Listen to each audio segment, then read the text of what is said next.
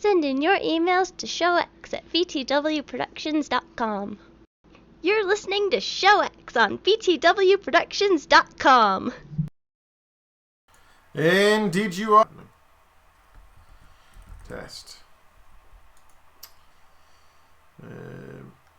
I am sending there. It just died. Okay, I think I'm back up. I think I'm alive. I blame the dogs. I don't know what they're doing. They're being nuisances. Nuisance pups. But no, it looks like everything's okay. Let me see the Twitch chat. Refresh. Hando, can you hear us? I can see me. I see me there. That's good. I think everything's okay. What do you pups think? You think everything's okay? He's just wagging his tail. It's useless. Useless information. It's good to know you're happy. That's very important. Do you hear the weird slapping noise? That's just happy dogs. Oh, look, there's another one. Oh, good. I'm getting kisses on my elbow. This is what you tune in for. This is the good stuff you tune in for. Hey. Hey. Yes. All right, welcome to the show. Yeah, like I said, Wayne will be on shortly. Hopefully, and then we can start proper. In the meantime, I'm going to talk about whatever I feel like. This is what you get when I'm forced to host. You get Leo for an hour straight, and then you get me talking about a bunch of. You get to watch me talk to my dogs. That's what you get. This is the fantastic stuff you sign up for. So last week we talked. Well, last week didn't do a show actually because we were both very busy. But we are back, hopefully in full strength momentarily. I was traveling the next day, so I was actually free that evening, but I wanted to spend it with my wife, the lovely Kitten Features, because... Can you go lie down? Can you go lie down? Lie down. Lie down. We'd be very impressed if you lie down. Lie down. No. Good boys.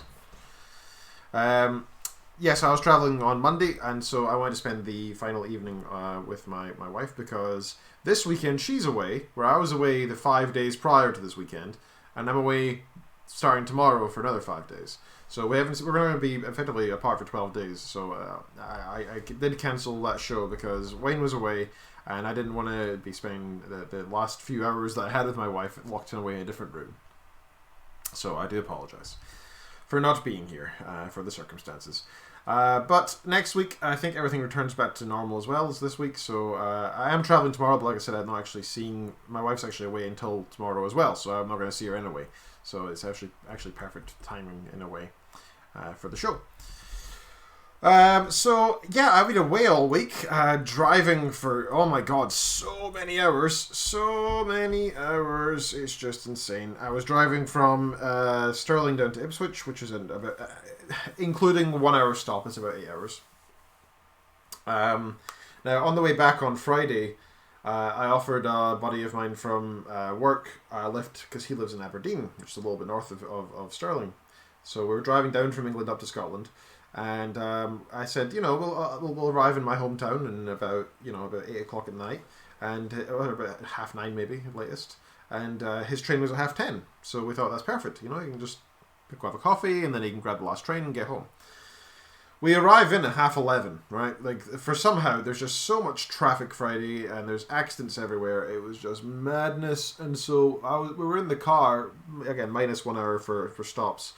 We were in the car for 11 hours, which is just mad, considering, we could have gone on a train or a flight and it would have been faster, even though usually driving is the fastest. So that was really annoying.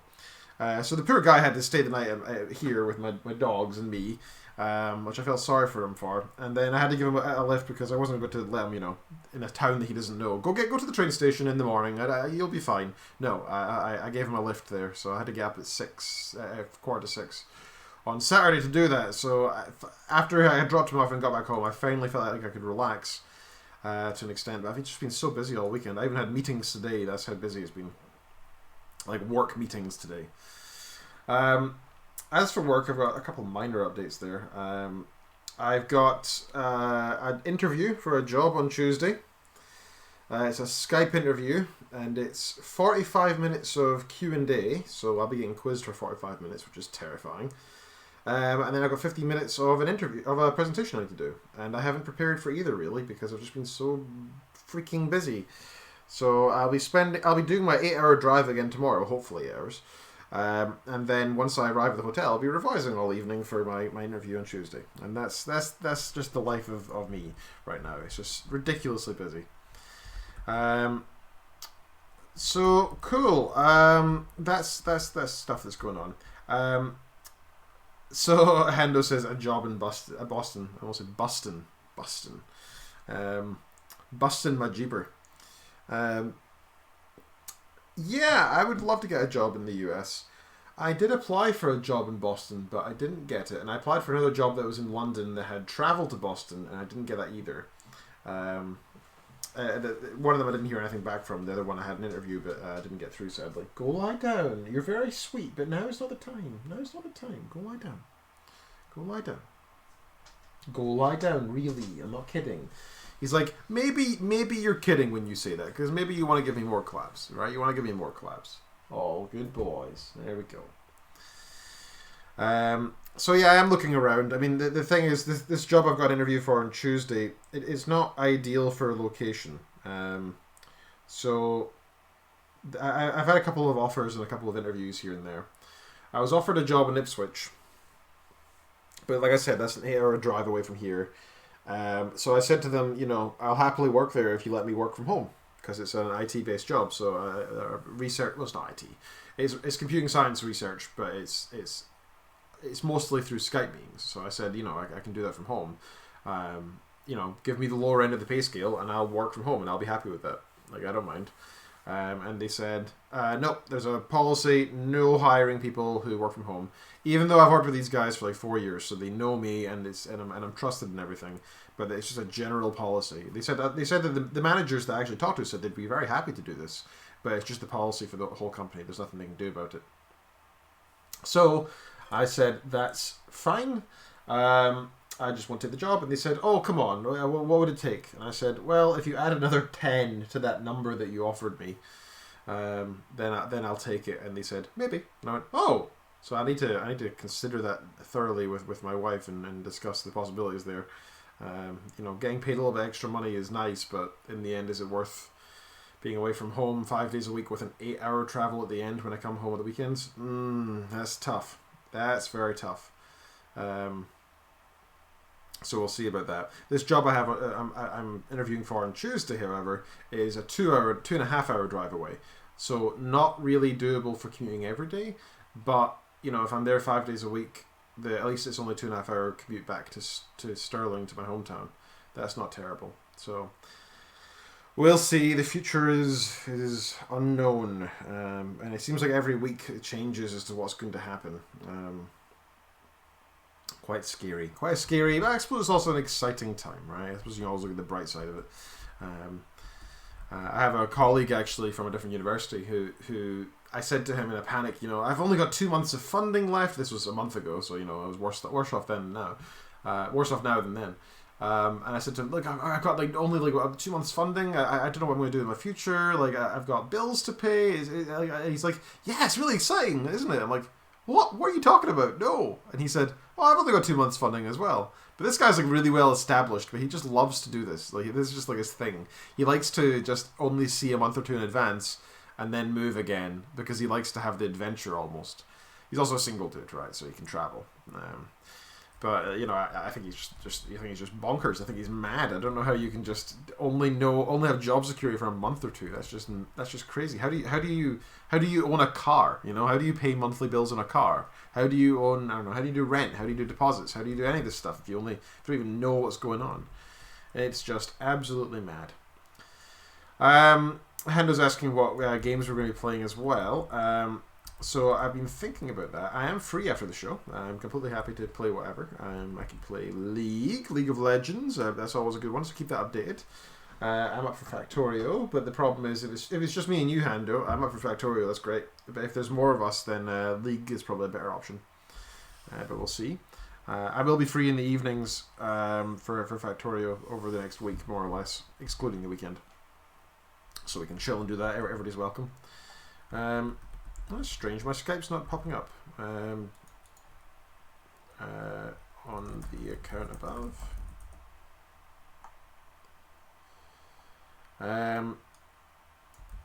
Sorry, we're trying to negotiate all this. Trying to get this sorted with Wayne. Because I think he's trying to call my old Skype account, because I changed because my old Skype account had this stupid username, right? So the story is basically this. When I was like 10 and I started playing RuneScape, which, by the way, awesome game, I tried to choose my standard online name at the time and it was taken. So I just I hit random or generate for me, and it was like, why don't you take white_chalk0? I was like, whatever. It's just a random word. I was 10. I didn't know any evil bad connotations there. And there we go. This way now, as you all heard.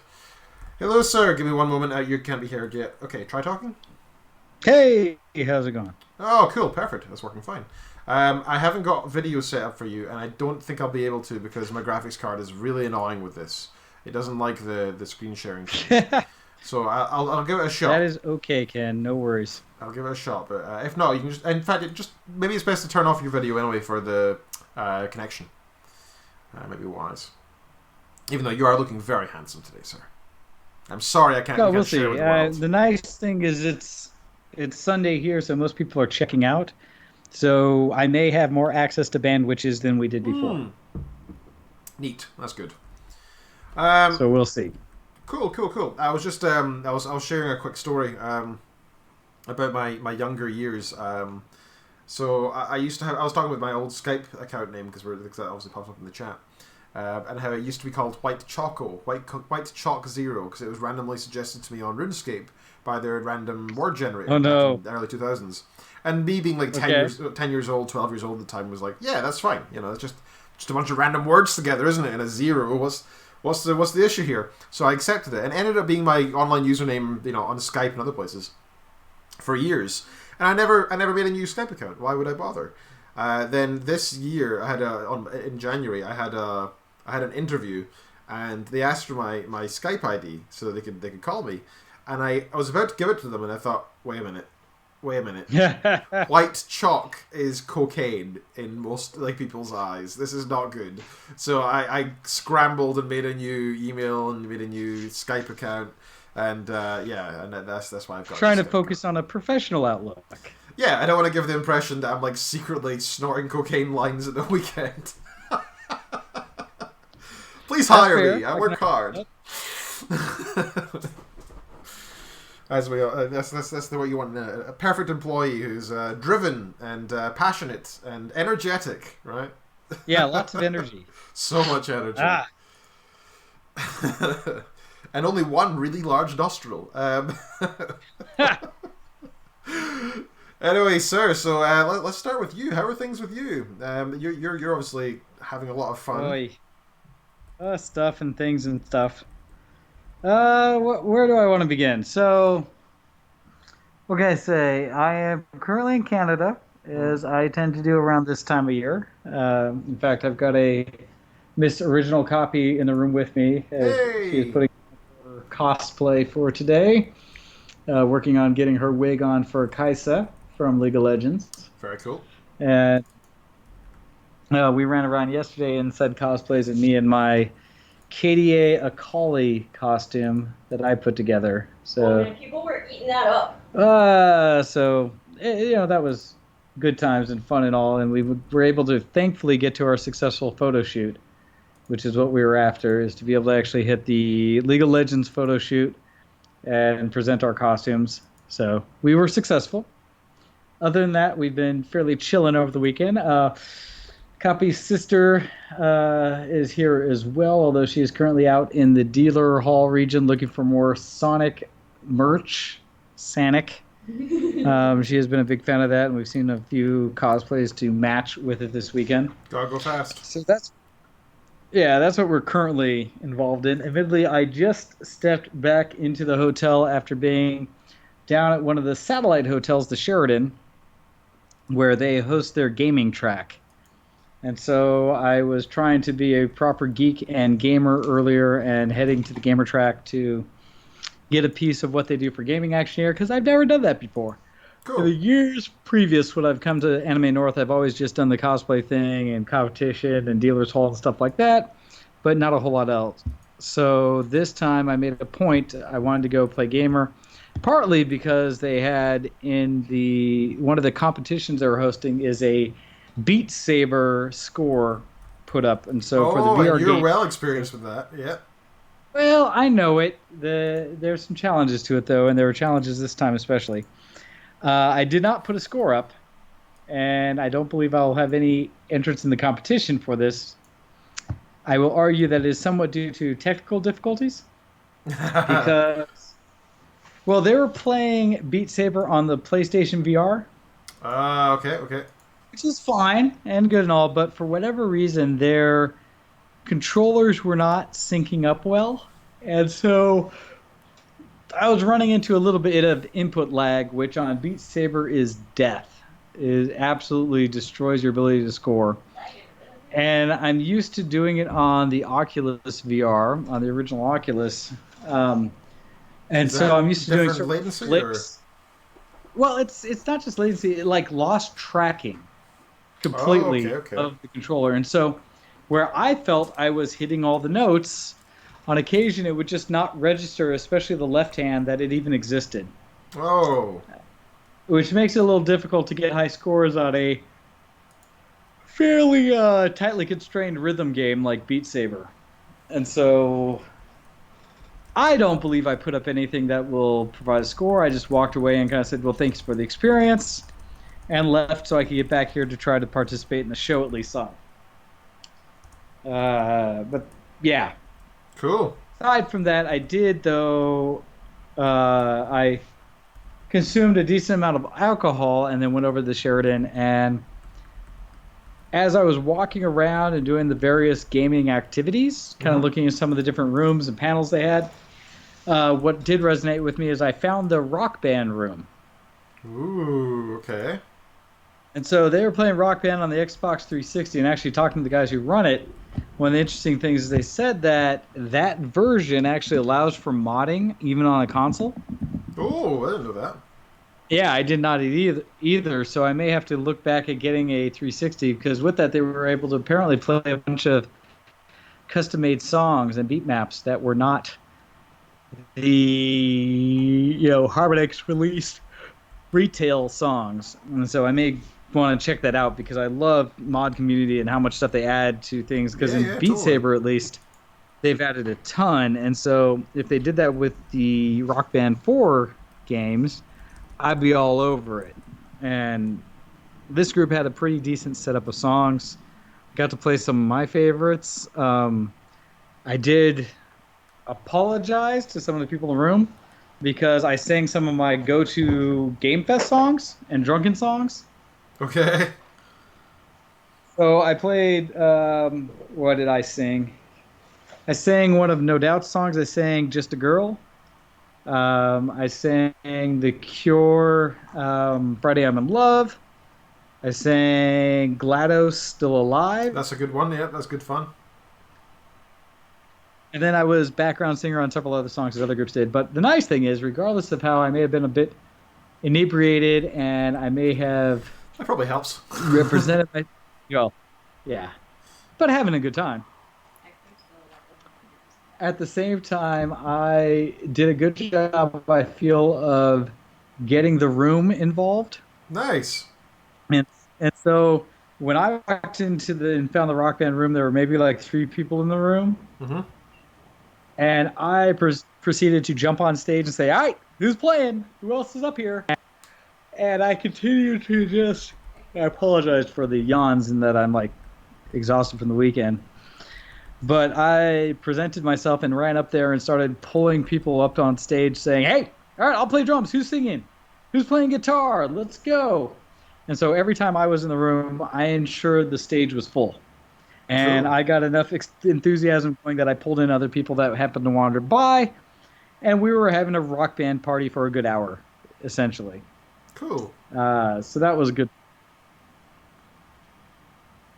What else did I do? I also found the rhythm room, where I played some taiko drums, which for those who don't know are the big arcade game normally where you have the big drum, feel along to the beats. Unfortunately, this was the PlayStation 2 version, I think, which worked and was fine, and I got rhythm, but did not like. I don't know. The controller was weird because normally on the big Japanese version of the taiko drums, you can play on the whole center drum for the red beats, and blue beats are around the edge, and you kind of hit the edge. So it's dum dum dum dum dum. On this system, whatever was the right-hand side of the rim was not registering, and so I could only hit the rim on the left side. And so I was having to like left side boom boom boom boom boom boom back and forth, and it was a mess. I don't know if it was set for no fail, but because it's all Japanese. But I played through the song. That was a good time. I was not good, but I felt all right because I played it at a harder mode than a lot of people did. Yeah, I don't think it's supposed to be. In the end, it's a game. It's supposed to be fun. So as long as you're having a good time, it doesn't really matter if you did well or not. But it sounds like you did it quite impressively. But admittedly, there's a competitive side to going around the gamer track and seeing what everyone's playing. And so that's true. I want to do better, but I did all right. So I don't feel too bad. Cool. But I played that for a minute. That was whatever. Actually, the game that I kind of surprised myself, that I took a break from the taiko drum so I could go play, or what did I do? I had to run to the restroom. That was why. Because alcohol finally popped my bladder. And so I ran to the restroom, and on the way back, they had out in the open 2 setups of the original Nintendo game Duck Hunt with zappers. And so they had the gun in Duck Hunt, and I just jumped on and was like, hey, can I shoot some ducks? And they were like, sure. And so I jumped on it, and unfortunately, the controller, they just had the zapper. They didn't have the actual controller to select, because I would have chosen 2 ducks. Instead, it was stuck on 1 duck, and I was like, fine, start playing. But I was pretty happy, because I think I got to round, what did I get to, like 17 or 18 on it, for having never played Duck Hunt for years now. Cool. I can't remember. But I've not played it since I was a kid. Okay, so I can't say that's good or not, but that sounds good. Well, I did better than I think I normally did as a child, even though I never owned the game. Cool. But yeah, so I thought I did well enough. A nice thing was the gal who was running it and a gentleman who joined next to me was playing 2-duck mode. Both commented that I was doing fairly well.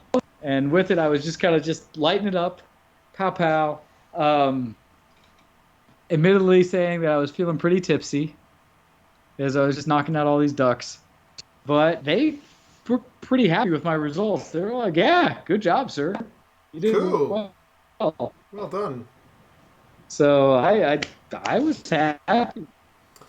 But I did. So you are lagging a fair bit. Could you turn off your video? Challenge was as I was getting to the higher levels and the ducks were just flying around them. But my pretty face. Let's see. I go video off, audio only. That's a gang bear. Boom! I'll turn off my video for you as well, so you don't have my pretty face. All right. But one of the challenges was as I was trying to finish up playing Duck Hunt, I heard from the rock band room down the hall. I heard Queen's Bohemian Rhapsody. So you go galloping down there. Well, I had to finish my game, but I ran in at like the last maybe couple measures of the song, and I just ran straight up and jumped on stage, jumped onto a mic, and started singing because it's Queen, and you have to. And I kept apologizing to a lot of the people there, saying, sorry, I'm about to ruin your song, because the ladies, of course, who decided to jump on Rock Band and sing were quite good. Sounded nice. Where me, I'm just crooning whatever nonsense I do.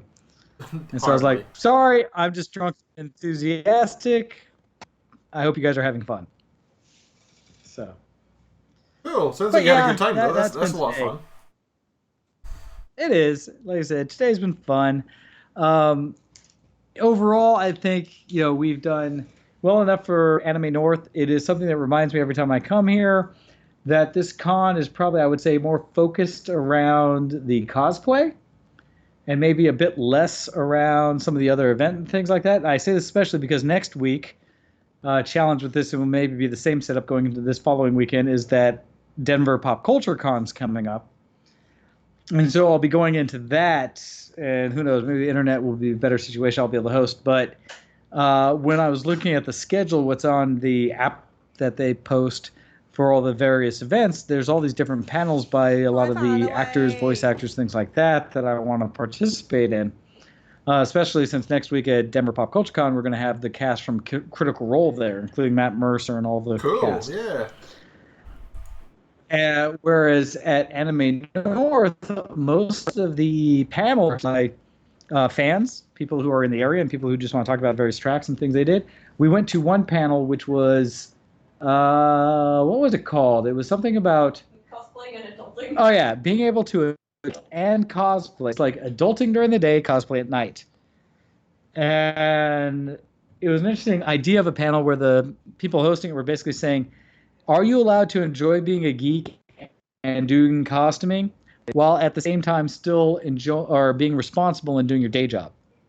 Okay. And and the idea behind it, theme behind it, some of what they discussed is, in a regular world, in your normal everyday life, do you talk to people about the idea that you enjoy one of your hobbies being cosplay? Or is that something that you kind of keep hidden because you're afraid of how people would react to it? And various cosplayers on stage gave their point. Yeah, well, and we all have that geek, because even with you, Ken, it's like, do you tell the people at university that you're teaching that you also host a gaming podcast? I do, actually. But to be fair, I teach computing science, so they're all most of them are nerdy anyway, right? Which makes sense.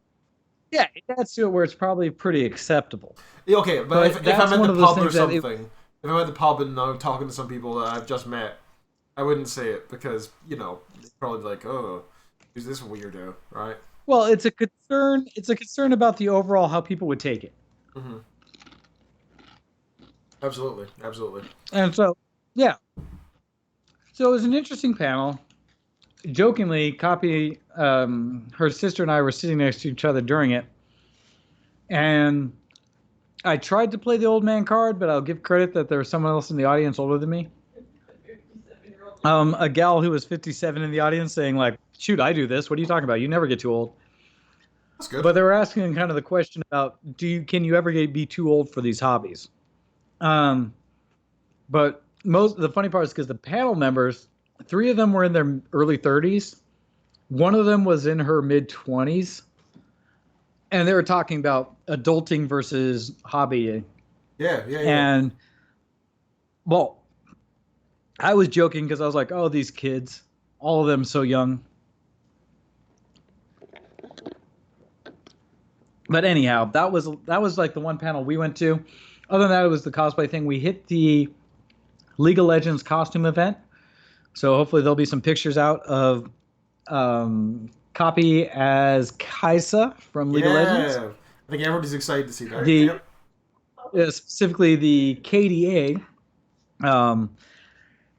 Excuse me. Where can people go to see these photos? What's that? Where can people go to see these photos? Mostly if you're on social media on Facebook. Yeah. There is an unofficial anime group for Anime North. I think there's 3 groups as a whole. There's the official, the unofficial, and the Compass page. Yeah. And I think most of the ones I've seen posted so far have been on the unofficial. But regardless of them, some posts are coming out that way. I did post up a video on social media for people who follow my page that was of a cosplay that's been around a few times, but I was appreciative of seeing it this time. And that was a gentleman who was dressed as a bush, or I guess a small tree. Oh, is this a Fortnite reference? Copy, do you know what it's from officially? Metal Gear. Okay, Metal Gear. Oh, right, okay. And so the way he's dressed is it's like a yellow potted plant with a fairly tall plant part of it.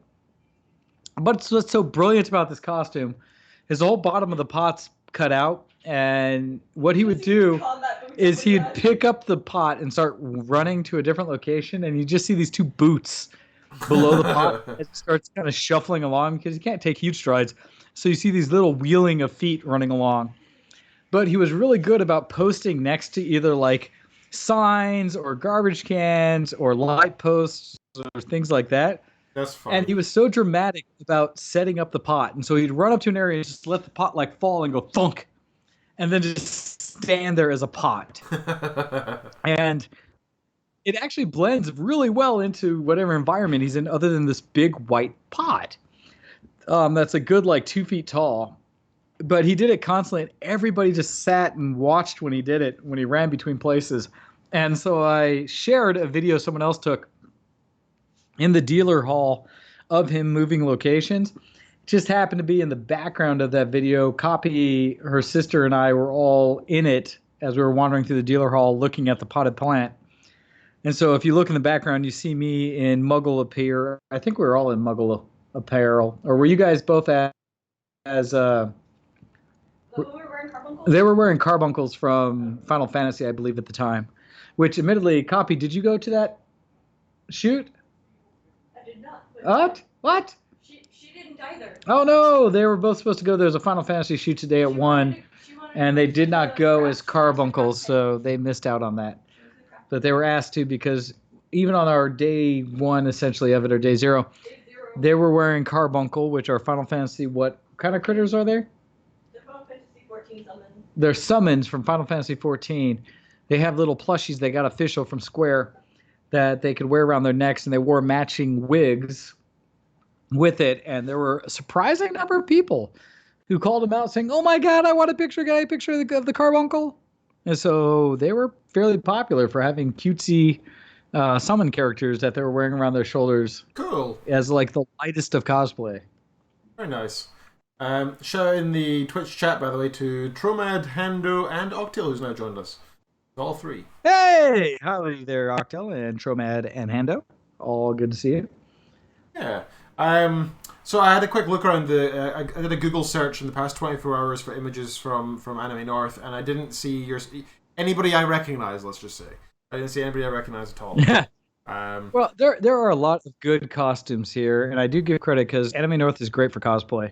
I saw so many just fun things. One of the memes we ran into that Copy's sister really enjoyed was we found, I guess what we officially call it, Popsicle Sonic.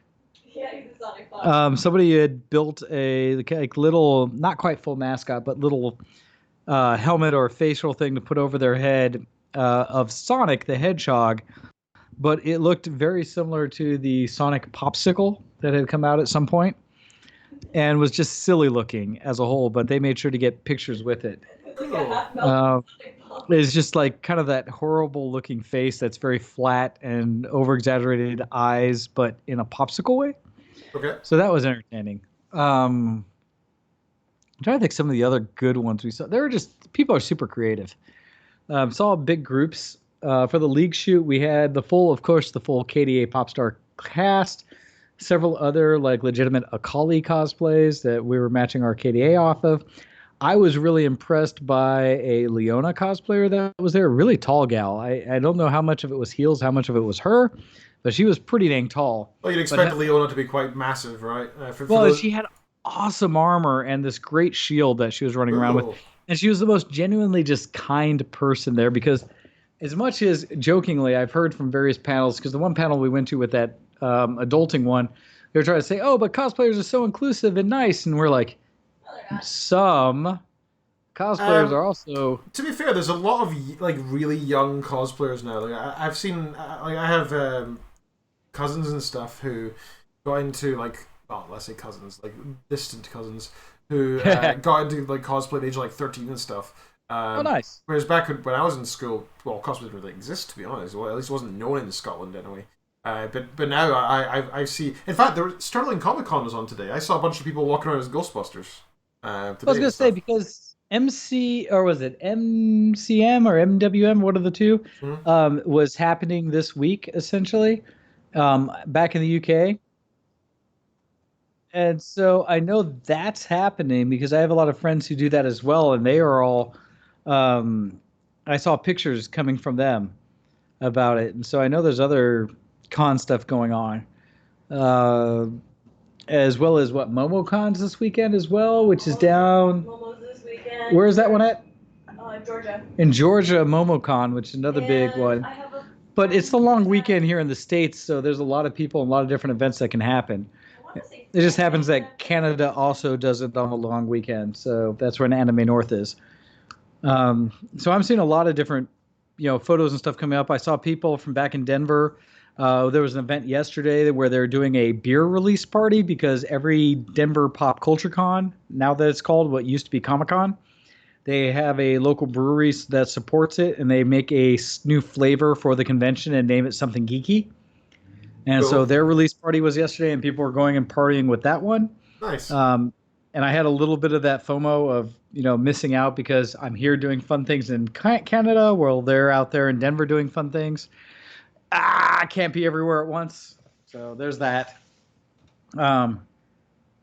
But yeah, no, convention-wise, this has been fun. And I really appreciate the fact that I actually spent some time to go do the gaming thing. I will admit, I am about halfway into a bottle of Tennessee Honey Jack Daniels. Oh, very nice. Very appropriate for you on the air with me. Yeah, 175 liter. Very nice. Because America. And I admittedly, I made the mistake flying in, that I just always go over what I'm used to importing back into the U.S. of, 2 bottles of whatever as duty free, bring it in, no big deal. Yeah. Coming into Canada, I brought 2 bottles. I brought a 7 handle, basically, is what we say, but a 175 of the Jack Daniel's Tennessee Honey, as well as some rum, 175 rum, to share with the room so that we could have some drinks throughout the weekend. Challenge is I was filling out the immigration form, or the customs form coming in, and it says, hey, duty free, you're allowed to bring 1.14 liters of alcohol per person in. And I was like, ha. So the fact that I brought 3.5 liters in, I'm just not going to declare it because it's not like I'm importing it. It's for personal consumption. Obviously, yeah. And I'll be bringing it back with me, whatever's left over. So, I mean, hey, that should be fine. When you said you're bringing it back with you, I thought you meant like internally. Like, I'm going to drink all of this and I'll be one with it. Admittedly, I would love if our room finished off the 1 bottle, so I have less to pack, since I also bought gifts and things to share. Sounds like you'll have to. It seems like the only sensible thing to do. I am trying. Unfortunately, Copy's sister is not doing her fair share. Copy is tiny and spelt and only doing a minor piece herself. Copy. So it's been a champion effort on my part. Copy, you have northern blood. Why don't you? You should be drinking more than that. I agree. Now, granted, Copy weighs all of $1 or less. Yeah. I'm not even sure how many stone that counts when it comes to things. Maybe like 3 stone. 3 small stones. Yeah. And so I'm like, come on, Copy, you should be doing more. You've tasted alcohol. You haven't even been like tipsy as far as I've told. So, like, to me today, I've been legitimately feeling it as I made a whole drink of it heading over to play games. What other things did we do? There were some outside concerts. Now, granted, we started out day -1 because we got here Wednesday. And the nice thing is Anime North added for day 0 something I don't believe they'd done before, but they had a dance on Thursday, which allowed us to kind of get together, people who were here a day early to go and do some celebration. That's fun. Which was a lot of fun. We went over to the Delta. We got into the dance room. Unfortunately, my old ass might have been a bit too enthusiastic. And dancing enthusiastic? Never. I know. What? How's that work? And so with that, my knees were feeling it and may have set myself up for failure for the rest of the weekend, in that every time we were then, I don't know, we felt like old people the rest of the week. I kept wanting to say like, oh, it's like 9 o'clock. We should go out and do the party and the dancing and drinking with other people. And we were all sitting here like, or we could sit on the couch and watch TV and relax because my knees hurt and I'm old. Sounds like you're having the best time all week then. It's been fun. It's been good. That's good. So there's that. And like I said, this coming weekend will be more of similar. We did have a lot of like working on costume in room. I, for once, actually was ahead of the game and had my costume done before packing it. I just accepted that one piece of my costume wasn't going to happen. And so I didn't even bother. for Miss Copy. We had to help her finish off some footwear and her top for Kaisa, but she managed to get all the necessities done in time to make it to the photo shoot, which is what mattered on Saturday. And what else did we run into? I mean, those are the main things. Done some of the like finding ways to eat and stuff like that. I've of course gone to Horny Tim's or Timmy Ho's, or for people who are actually here, Tim Hortons. Very nice. I've still not tried it. It is tasty, although it's just, it's like Starbucks but better.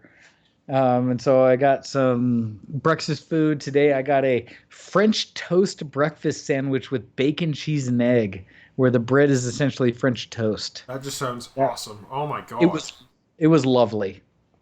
I give credit to, what was it, 241, I believe, pizza here locally. Down the road from what is the closest pizza place to these hotels, but they sent somebody over here, at least to the Radisson where we're staying, to put on the first day on Friday a flyer under every single hotel room's door. That is very smart. Oh my god. As well as a whole stack of them in the lobby. Oh, that is some fine capitalism right there. We will really admit that our room took advantage of it. There was a point where I think it was Friday where we kind of came back to the room and said, well, I hope there's pizza here we could order. Yeah, I hope they did a discount for con goers because, I won't say that they did, not necessarily a discount, but I will give them credit because many people has come to this convention and are ordering all the ridiculous foods.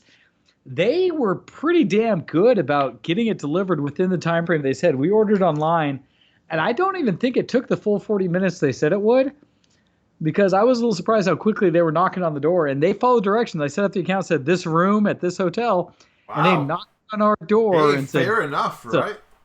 Yeah, so we were like, awesome, my mouth in it. Give credit to the local Subway and other groups here that are used to doing the chaos of Anime North. Subway was kind of surprising. We came back at one point like, well, we could get Subway if there's not a big line. We walked in, there was no line, or at least not out the door like most places. Sure. Because Timmy Ho's was always a line, but Subway was kind of solid. We're like, what? Go in there, and we understood why. Because not to be, how do I want to say it? This is simply an observation. I will say it this way. But every faster of food joint in the very local area that I went to this weekend is primarily staffed by people that I would say originated in India or somewhere else in the Middle East. Okay. And in doing so, while they can communicate in English, when trying to process orders at a rapid pace... so it's just a little bit slower due to dialects and translation. Oh, God, no. They don't slow down for anything. Oh, right. It's the opposite. So they were faster. It's more of a consideration as to whether they understood my order or I understood them. Okay. But they just pressed forward regardless. Okay. And so I believe everything I ordered came out properly. But, man, there were some moments where they're like, and this, and this, and this. And you're like, sure? Yeah, yep, double meat, sure. Maybe that, yeah. And you just kind of paid at the end and hoped it was what you ordered. But for the most part, I will say it came out pretty darn good. It was tasty. Subway's one of my favorite restaurant chains of all time. I just find, I wouldn't say it's healthy, but it's healthier than, especially in Scotland, it is like the definitely the healthiest fast food you can get in Scotland, because it's, you can get a salad, you choose how much sauce or what kind of sauce you get. So if you go for like, I don't know, like the plain chicken, and you get some lettuce, tomatoes, a bunch of other stuff, and if you go for like either a really simple sauce or no sauce, you can leave there with just a few hundred calories sandwich. Nice big sandwich. This feels pretty healthy stuff. I mean, at least you get a balanced meal, unlike most places you order from. Yeah, no, I mean, it worked out. We definitely have had good sustenance. Nice. But man, that was an interesting experience. And I think I spent more at the Subway here than I ever thought I would. I can't keep track sometimes of the cost. It's like, well, that happened.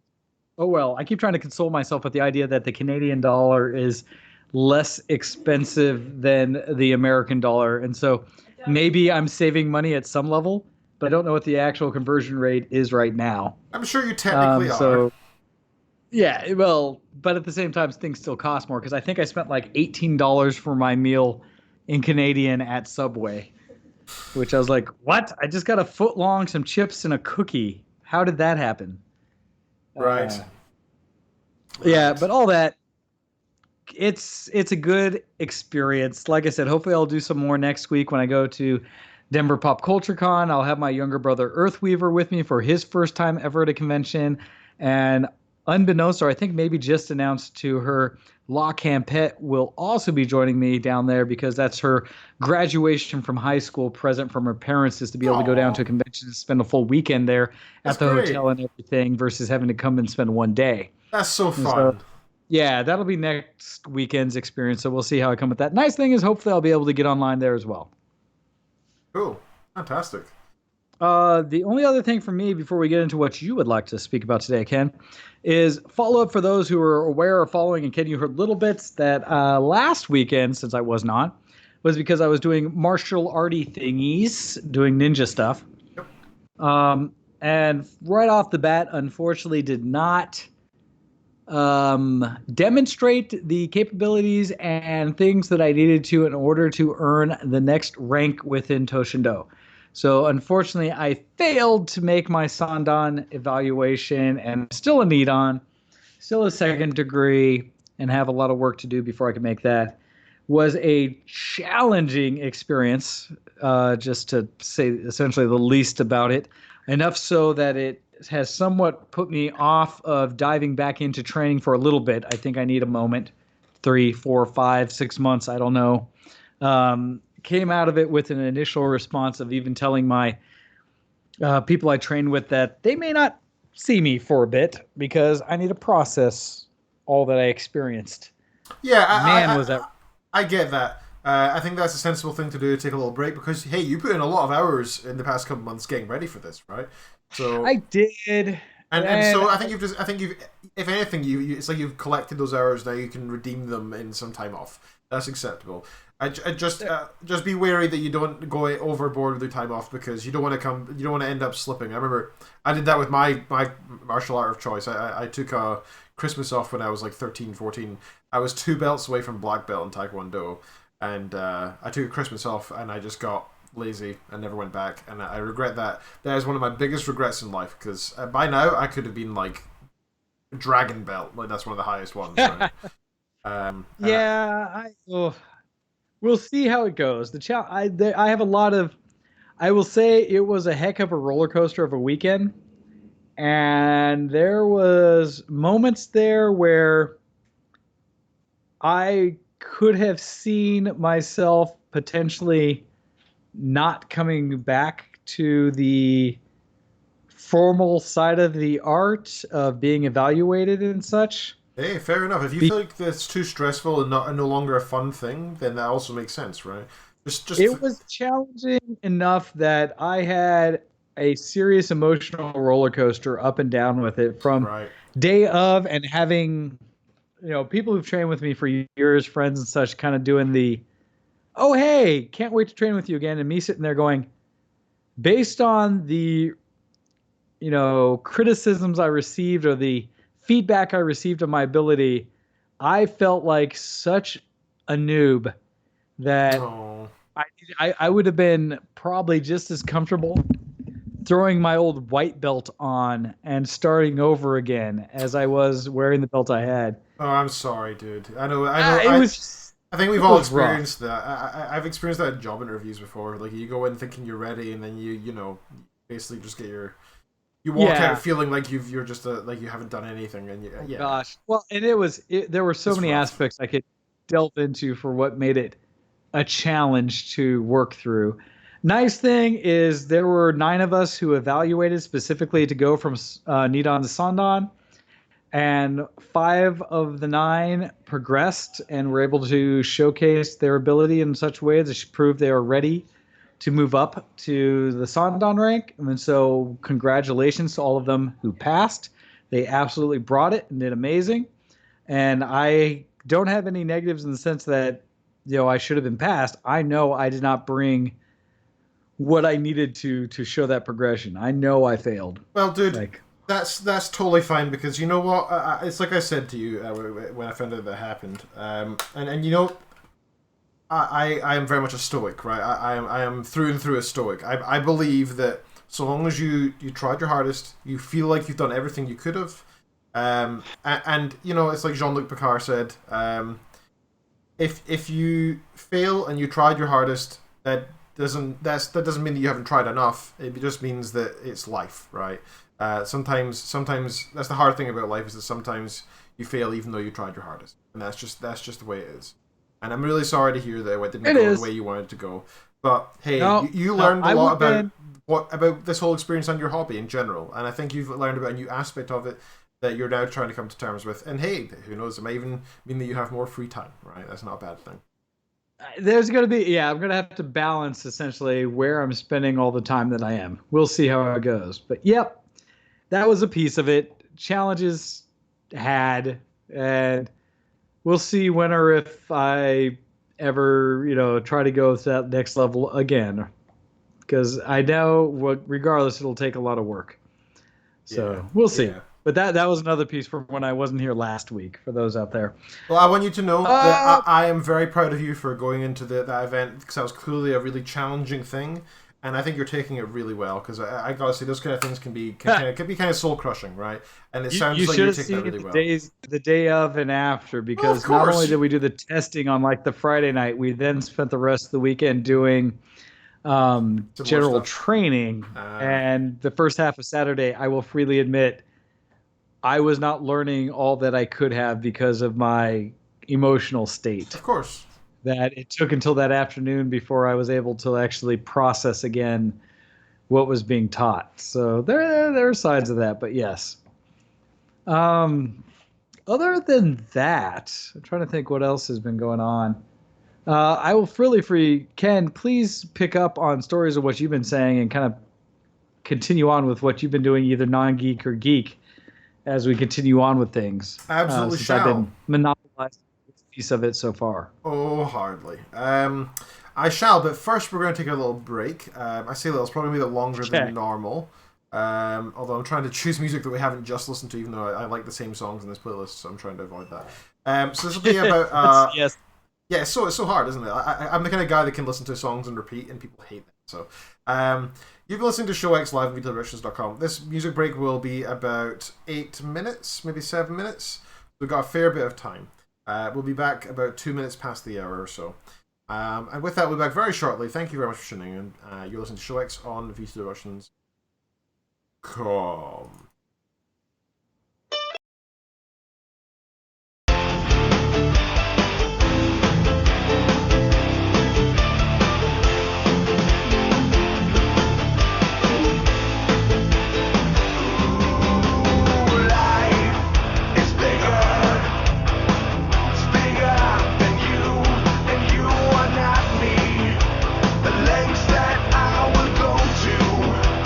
Distance in your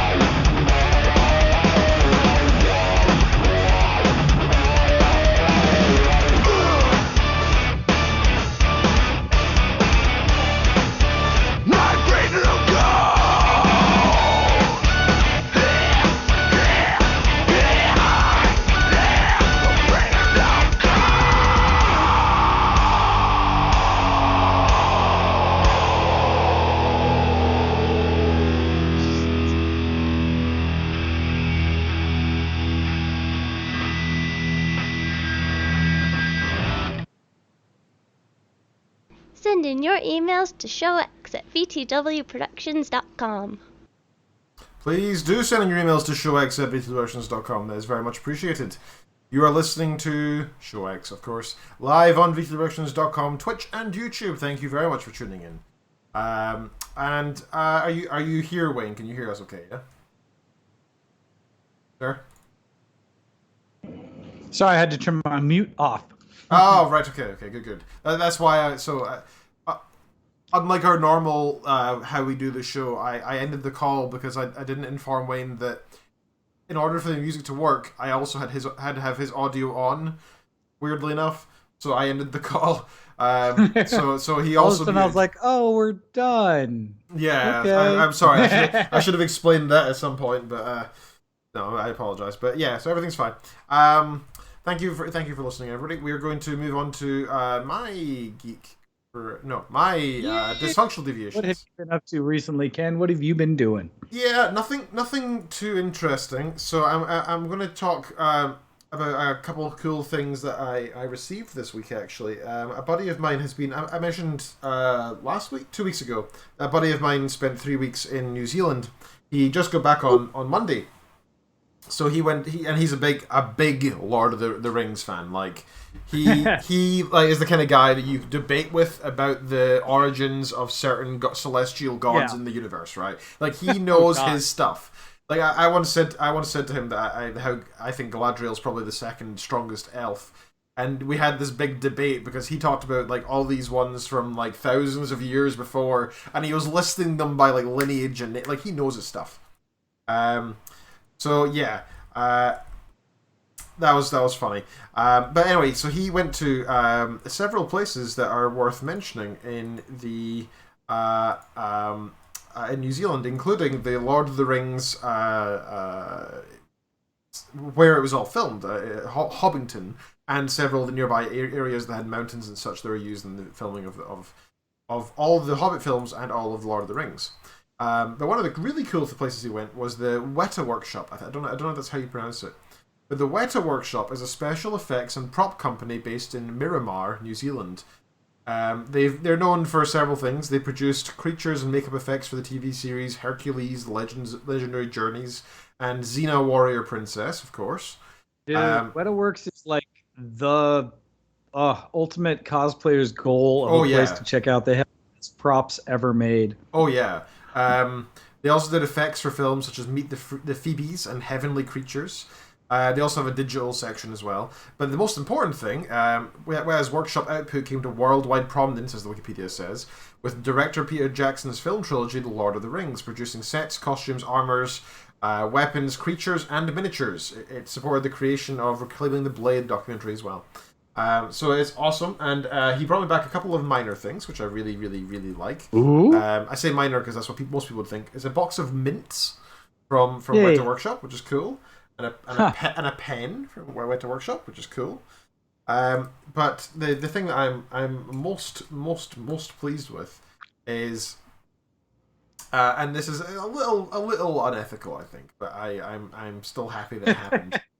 He made a point of kneeling down to tie his shoes when he was in Hobbiton, and I don't have it with me, sadly, it's in my office, but I have several blades of grass from Hobbiton.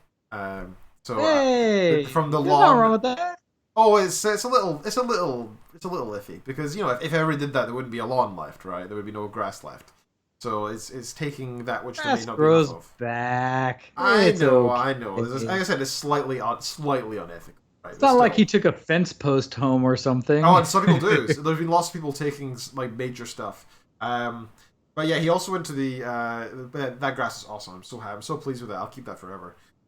He also went to the jewelers who actually made all the real 24 karat golden rings for the ring, right, and all the different versions of it. Because there's, in the film, when it's heated and it shows the writing.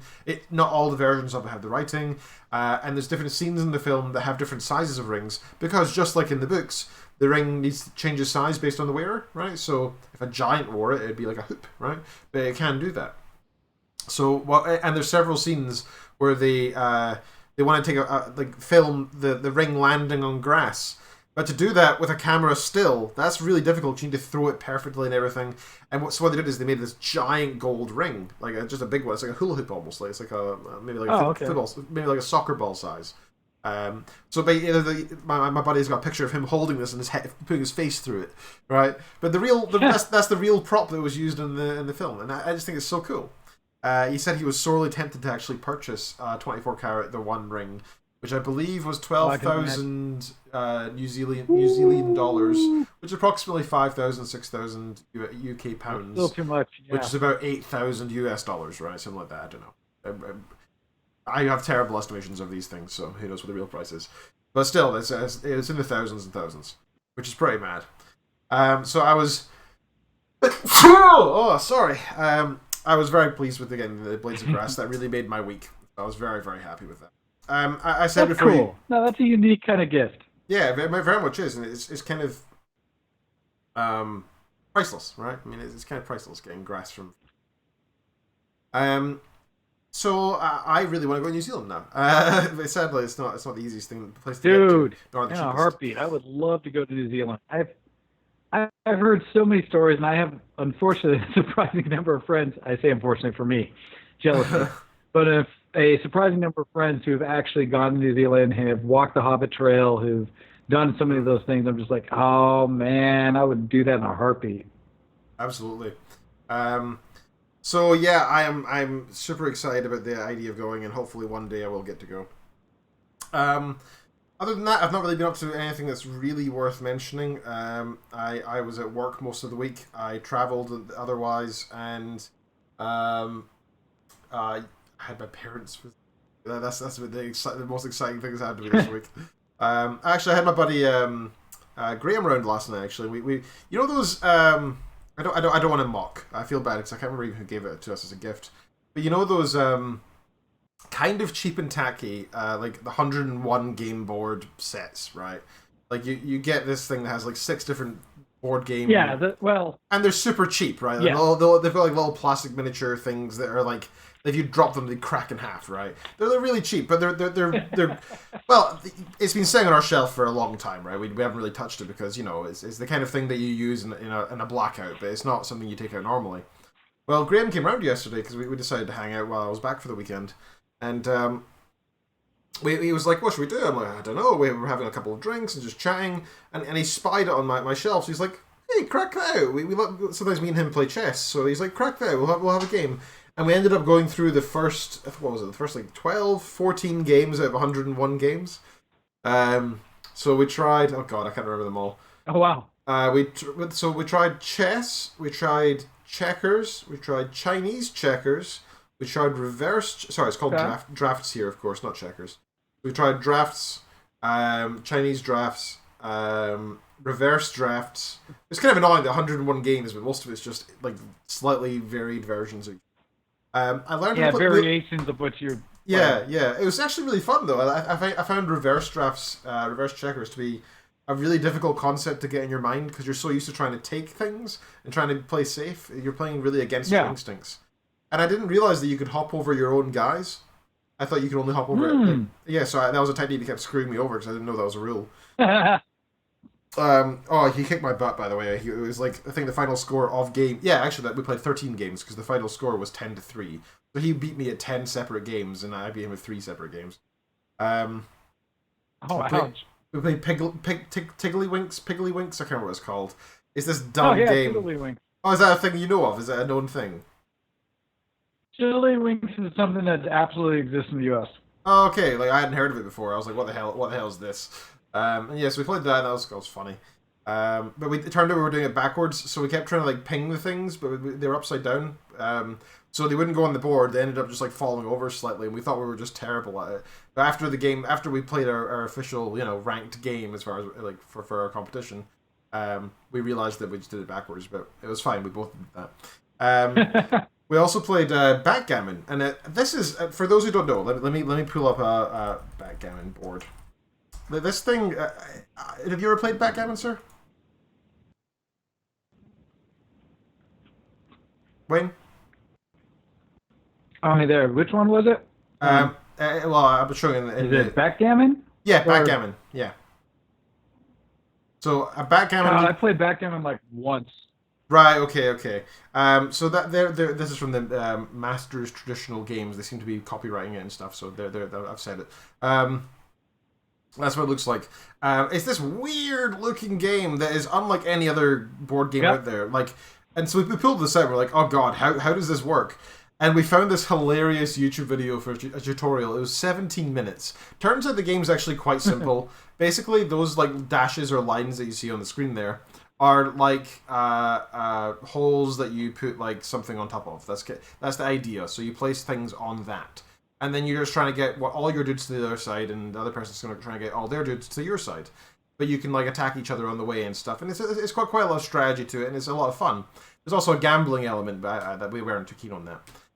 So we were playing this. We're watching this tutorial video, but this guy went on like repeat. He would say like, okay, and you'll see I've rolled a 4 and a 3. Now that means I can move 4, like 1, 2, 3, 4, or I can move 3, like 1, 2, 3, or I can do 1, 2, 3, 4, then 1, 2, 3. And he did this for like we were just like laughing our asses off. It was just the most like we'd had a few drinks at this point. We just thought this guy was so funny. It was absolutely not intended to be funny. It was just the guy who was just repeating himself and saying the most basic stuff, like explaining what counting is, explaining what the numbers were, and it was just hilarious. But we had a lot of fun, and yeah, learned how to play backgammon. So that was pretty interesting. I hadn't ever done that before. We also there's another one called Twosie Onesies or something dumb like that. 21s. Basically, it's backgammon, but there's an additional rule where if you roll both a 2 and a 1, you get to choose any double of your choice, and it just adds an extra level of complexity to the game, which is quite fun. Chinese drafts, Chinese checkers was a lot of fun. I hadn't actually played that before. That was one of the few ones I actually succeeded in beating him at, because his strategy was kind of exploratory and unknown. Mine's I sort of cracked it straight away because I saw it like an algorithm, like it would work. Like I was like, okay, we need to minimize the number of steps that we have. If n is the number of steps, and you can jump over pegs, then the more pegs you have in a row minimizes the number of steps, which means you can get all your dudes to the other side quicker. So I did that, and I had like half my guys across the map before he sort of realized what I was doing, and then I just started jumping them all across into his end zone, and that was the game. So we played these silly games, and that was a lot of fun, and we had a few drinks and stuff. Puppies, go lie down. Go lie down. They seem to be in the mood of they really want to get some attention tonight. But that's everything from my dysfunctional deviation. So I suggest what we do is we move on to the next section, which we will do. Find it in time and open up VLC Media Player again because it's some reason closed. We can do this. I'm a geek. Are you a geek? Geek cred, level up! You ever notice that the Geek Cred intro file has a thumbnail attached to it which says it's Crazy Rich Asians by Kevin Kwan. What? I don't believe I have, but I don't know if that's because it doesn't normally contain one and it like tries to find one. Maybe. I don't think that's in bed. Maybe, yeah, I think Copy is a Crazy Rich Asian. There you go, Copy. I don't know if that's a compliment or what. I don't really know. Interesting. So, sir, I know you've already been talking about your con stuff, so please tell me your Geek Cred. What have you been up to? Well, prior to that piece, what I would like to talk about is we got an email. Oh, great. And this email comes in from our good friend Hando. Hey. And it says, gentlemen, what do you know of the Doomsday Vault? Nothing. And it has a link to, what is it, Vault Global Seed Unit, which I do remember a little bits about. And continues, and let's see, we'll see what it says in here, and then we'll go back to the discussion about that. The Doomsday Vault. Yeah, it's so cool. I figure you probably were aware of somewhat. But continuing his email, it says, I, Hando, had the pleasure of helping produce an event where this man, Kerry Fowler, was being honored by the Garden Club of America. Lots of very powerful, rich Americans.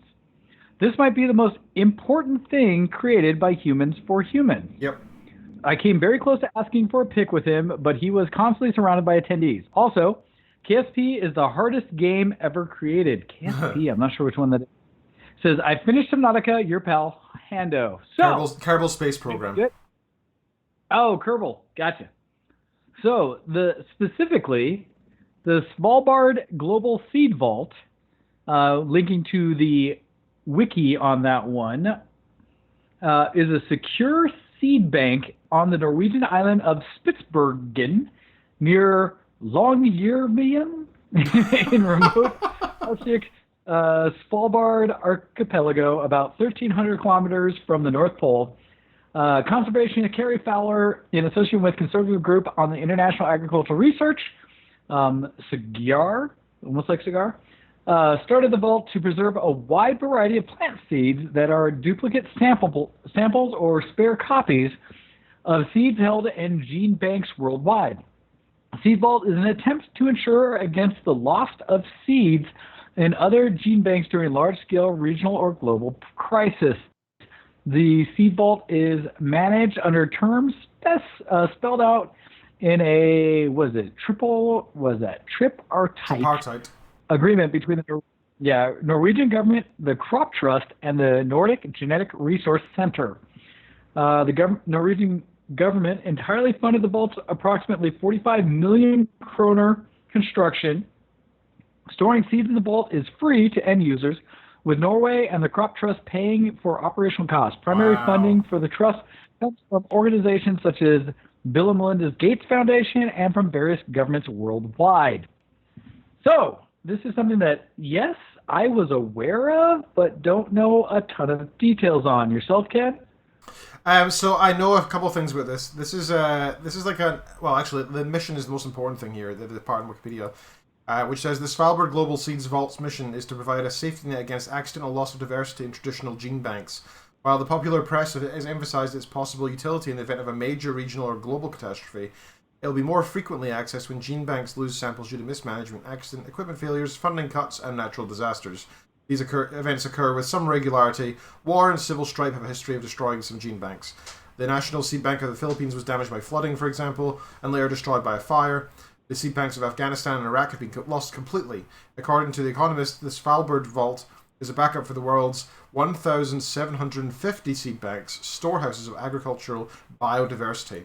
So the important thing is, right, if we have, think of wheat, right? You'll think to yourself, well, wheat's fine, right? Wheat's lasted forever, it's not going to go anywhere. But the problem is, if most of wheat is cloned, right? Most wheat is just the same type that's got the best output per I guess day of growing time, best biomass. And so the problem is, if one really powerful disease grows across the world and wipes out all the most important wheat, right? Even though it's something there's probably as much wheat as there are humans in terms of biomass, right? There's so much wheat out there. But if it's somehow all got destroyed by one disease, one virus, which it could very well do, or if it becomes impossible to plant that same variant again, they can take this out, and maybe with some future technology or even current technology, they could modify the DNA, make it resistant to the virus, and then start replanting it again. So this is incredibly important, right? Especially for things that are important with biodiversity. So if we have, say there's a specific type of flower or something that bees need to thrive, maybe we kill it by mistake, or there's a disease or something that kills it by mistake. Bees can no longer pollinate. It has a knock-on effect through the ecosystem, right? I think the scientists have said over and over, if bees go, we go, right? That's kind of why they're so important. And why, by the way, that's the one charity I have actually donated to with the little funds that I have as a debt-ridden student. I still donate to bee protection charities.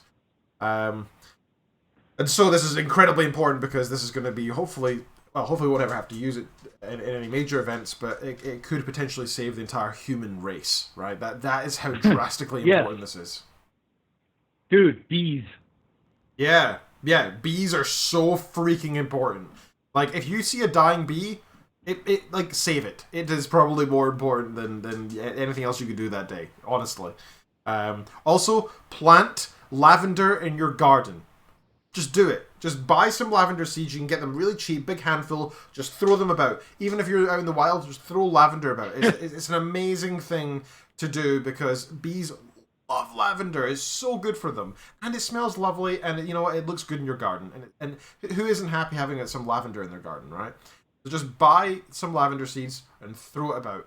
That is And also, let your if you don't live in a HOA, is it called a HOA, homeowners association, sort of area? Homeowners Association. Yeah, if you live in one of those areas, if you don't live in one of those areas, let your lawn grow up a little bit. Give the bees something to feed on, because you know what? Yes, cut grass looks very nice and pretty, but in the end, biodiversity and us surviving on Earth kind of outweighs it, in my opinion. Weirdly enough. So do that. You know what's funny? Well, and along with this whole project of seed preservation, I think one of the things that always strikes me back is one of the best quotes I've ever heard. I want to say it was Elon Musk in one of his various talks. It might have been Joe Rogan or somewhere else where he was having conversations, but it was essentially saying that while he is looking at ways to preserve humanity, do solar, renewable energy, things like that and such, regardless of what corporations say about profit or long-term effects in what they're trying to push, his comment was essentially saying that the sustainability of resources on the planet and the ability to have things get better and better for future generations just makes sense, because the idea that we can continue to live and basically provide our entire ecosystem around fossil fuels, while in the short term that works and people continue to make money from it and such, that it is like the worst gamble in humanity that you could ever run into. The idea that so many people say, like, but why do you need to do renewables and this and that? What's the benefits? Like, but here's the thing. Is it bad? Because as long as it's good, as long as it in some way extends the life of how long we have resources available to humanity, or it increases the overall resources available to humanity, that's the best thing you could do. Because at some point, even if we may never run out of those resources that, like fossil fuels and stuff, getting away from them still benefits humanity. And the thing that Elon Musk says is, it's the worst gamble in the world to try to say that our profits are worth more than the survival of humanity. That, even if we are slightly wrong on how renewable services or energy will work, that we're making the steps towards it is still better than risking that the things that people do for profit today may or may not fail. Because if they don't fail, cool, at least we're still extending the life of them. If they do fail and we haven't taken the steps to help move ourselves to a renewable infrastructure, then we all fooked. Yep. Right? We're all screwed. So it's the worst gamble possible. Essentially, that's the quote, is how not working towards renewables and trying to make humanity sustainable for energy is the worst possible bet anybody can make against humanity. Makes no sense whatsoever to do so, and essentially just lends itself to obvious corporate greed versus anything else. Absolutely. So the other thing is, other than renewables, which are fantastic in the way we should be going, they aren't the most efficient thing we have right now that is usable. So coal and oil, it's running out. It's damaging the environment. It's just not sustainable for the long term or even the medium term anymore. It is something we need to stop now. And renewables are going to be the way forward for humanity for the general future for at least a couple 100 years. However, right now they're not the most efficient things in the world. We should be using them, and we should be continuing improving the technology around them. We should be installing solar panels and using them, but in the end we absorb a very small amount of energy from the sun through solar panels. And wind energy isn't quite as amazing as we would hope. It is good, but it's not amazing. And same with hydro technology. It's fairly good, but that's not cost effective. Well, it causes cancer, right? The sound of it. Woo, woo, woo, woo.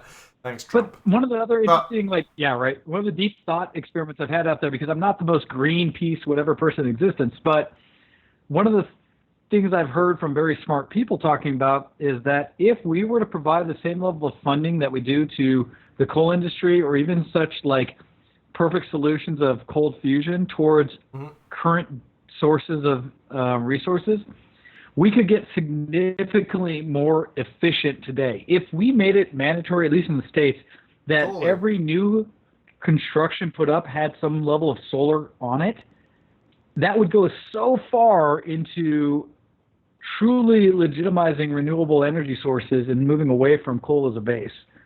Yep. And it wouldn't be hard to do because you would make it part of the everyday how you just do things in regular business. So it makes I no agree sense completely. to me without. I agree completely. But my point that I was going to say is these things that we should be using and should be getting pushed upon and are absolutely the way forward from coal and oil. And I do think that's absolutely should be our main goal. I think there's a transitory period that people don't talk about very often because people are scared of the idea.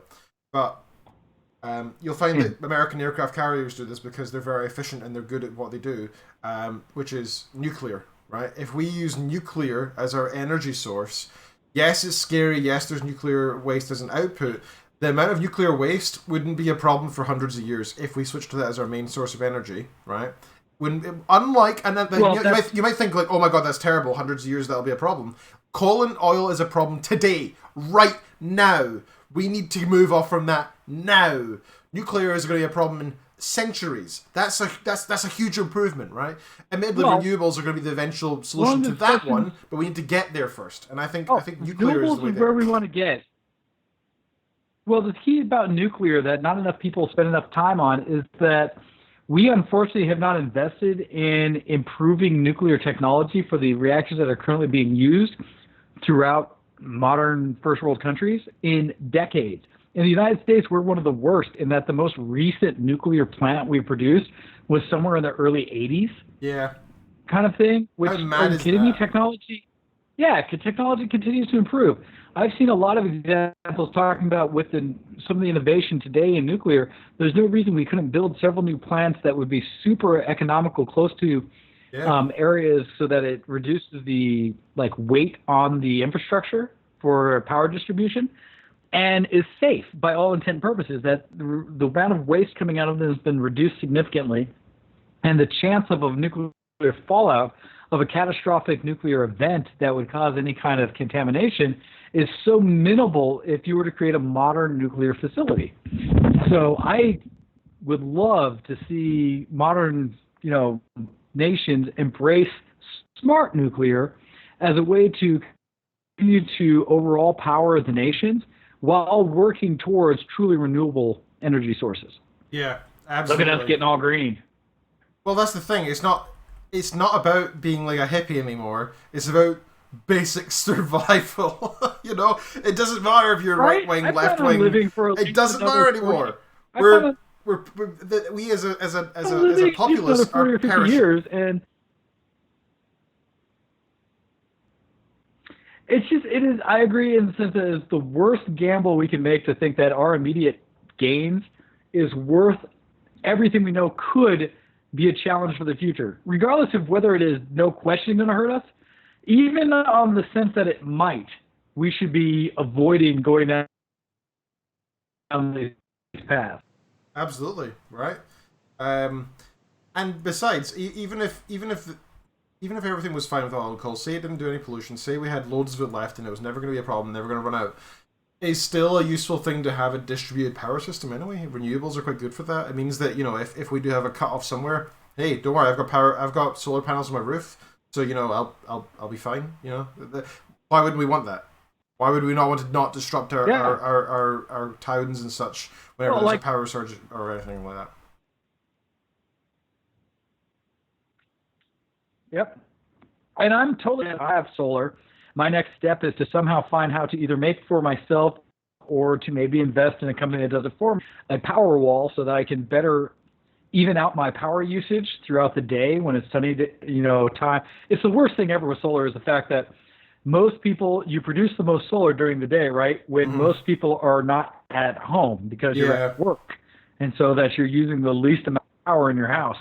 That the only way to really balance that is to have a battery set up, what is like from Tesla's perspective, a power wall, in that you store the energy created during the daylight hours to use at night when you actually use energy, thus not having to ever really pull from the grid, from the general usage. And that's what I'd love to get to. It just sucks that while I paid basically $30,000 for my solar panels, it's going to cost me an additional $14,000 for the battery backup kind of solution that would match my usage. Now, there are some manual ways of doing it on the side that I could do it for like 7,000 or 8,000, but that is not, you know, not what's currently available from major manufacturers. Mm-hmm. But I'm trying. It just so many challenges. Absolutely. So anyway, that was a bit of a tangent. I don't know how we got there. We're on Geek Cred. So, sir, do you have anything else you'd like to? Thank you very much for the email, Hando. Yes, thank you very much. That is a thank you, Hando, for the email telling us about the Seed Vault and what's out there in the world. So we appreciate that. So interesting. Well, it's a real thing. Copy was making fun of me a little bit as she's getting the rest of her cosplay together, saying, "Of course, you're feeling all economical. You're in Canada." Or ecological, because every time I come here, right? I get stuck because they are very big about recycling. Yeah. To the point where they recycle into multiple categories. In America, we're happy to throw something in a green bin versus a trash bin versus a recycle bin. Yeah, we have multiple bins here. Yeah, it's not here. Yeah, exactly. They're very much compost versus waste versus plastics versus paper. I've got 5 giant bins in my back garden, like 5 full-size bins. I don't have like the bin men. I have the different recycling men each week. Oh wow. Yeah, for me, I simply have recycling and trash. Right. In Colorado. Now, granted, that's because they do a lot of the sorting for us, but there's an idea that I guess we could be a little more cognizant, because admittedly, we got something to eat, and it came in styrofoam containers, and my response was like, it's styrofoam, so it must be trash. And I got the Canadian rage of, what? Why are you throwing that in the garbage? That's not waste, that's recyclable. That goes in the blue bin. And I was like, but it's styrofoam, what? Of course it's recyclable. Proof that Canada is like, we're at a stage now when Canada you're figured out.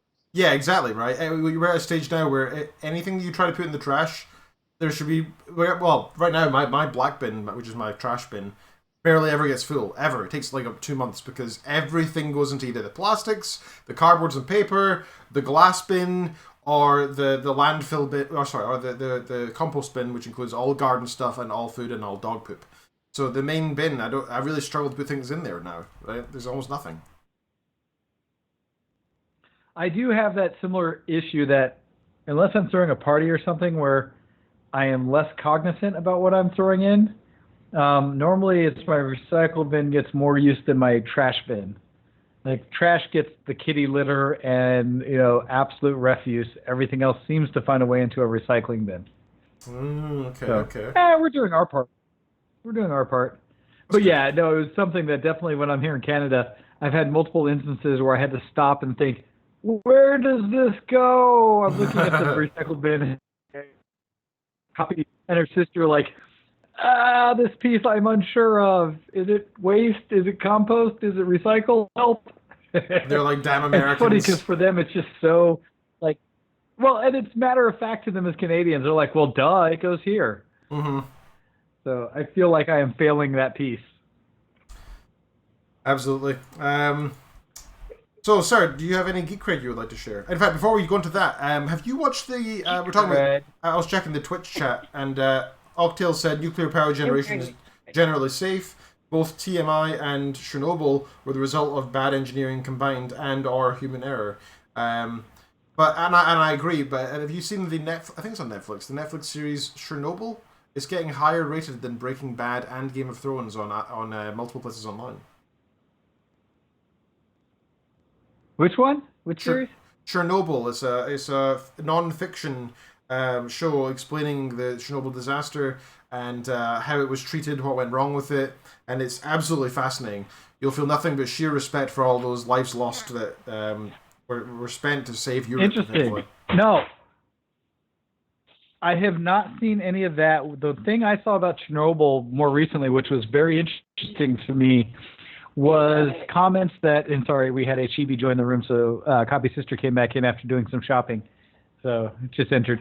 But it was discussions about how the radiation from Chernobyl isn't nearly as bad as people maybe think, because they were following some families that live in Chernobyl and are doing quite well, are growing all their stuff locally, using the groundwater, all those kind of things where people are used to or consider, oh my God, it's got to be a radiated mess and you can't Well, some of it still is, but Chernobyl's pretty much interesting fine. to me. Yeah, Chernobyl's mostly fine now. The problem was the potential of what it could have been. Only one reactor blew out of 4, and if all 4 went, most of Europe would have been like affected to the point of there would have been millions of deaths. But Chernobyl itself, like dozens of people died there because of lack of safety. Well, so that's the challenge, right? There's two sides of radiation. There's the initial fallout, like what will overall kill you right away, and then there's the what might hurt you long term. And unfortunately, the research on the long term is still different, a little sketchy. It's not quite as open and big as it is the initial, heavy interaction with radiation. So it's hard to say. But I was surprised because there were some, I remember back to an episode of the original Top Gear before, I think it was Top Gear before it went to the Grand Tour with the guys there. It might have been the Grand Tour, but where they went back and visited Chernobyl. They actually built cars to drive through Chernobyl, and it wasn't as crazy as people think. We still consider it must be mutated rats and death and stuff instantly, but it's not as bad. Not that I want to go to, live there myself. I'm happy to not live in the radiated place, but I'm also not as afraid of nuclear as a lot of people are. Well, that's the thing, right? Nuclear itself is definitely mostly safe. I mean, we are more at risk from daily scares than we are from nuclear reactors in power stations. In fact, generally speaking, living under power lines is going to be more scary than living next to a nuclear power station. Genuinely, there's been people always talk to me like, oh, like the latest Wi-Fi or 5G or whatever else is going to cause cancer, and I'm like, no, but you living under a power line at night. That's the door. I'm going to be right back in a second. Okay. But as Kid has to run and make sure that nobody walking in to drop a parcel or anything gets mauled by large animals like Tank, understandably. In the meantime, though, gosh, it sucks because I wanted Ken's reaction to this, but I have a side note of other geek things to talk about. The one that I want to bring up, so we were talking about Chernobyl and all that stuff and whatever. More locally here in the United States, something, and I saw it talked about on a geek show recently or not. This is just a personal pet peeve that makes me want to find a person that I can target and slap across the face.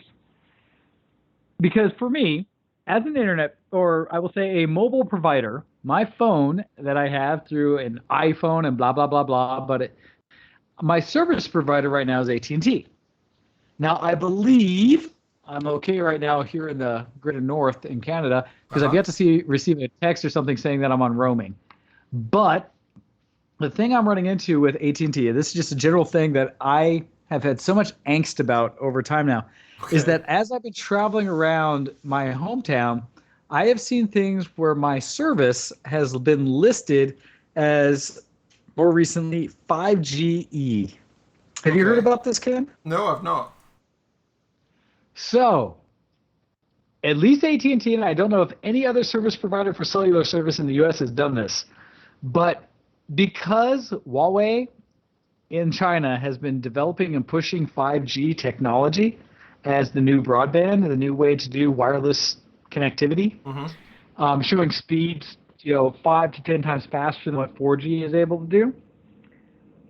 Companies here in the United States, or I say here as I'm in Canada right now, but at least in the United States, have been doing stupid things like AT&T where they are relabeling their 4G LTE service as 5GE, meaning a fifth generation evolution of technology to get it in people's heads, in my opinion, that they are getting 5G service when it is not deployed currently in the United States. And oh my God, does this piss me off in the worst way, because it's bull and it's marketing mumbo jumbo, and I wish it were in some way illegal and that there was some retribution that me as a consumer could go back to my cellular provider and say, how dare you lie to me as a consumer and say that I'm getting service I'm not getting. Yep.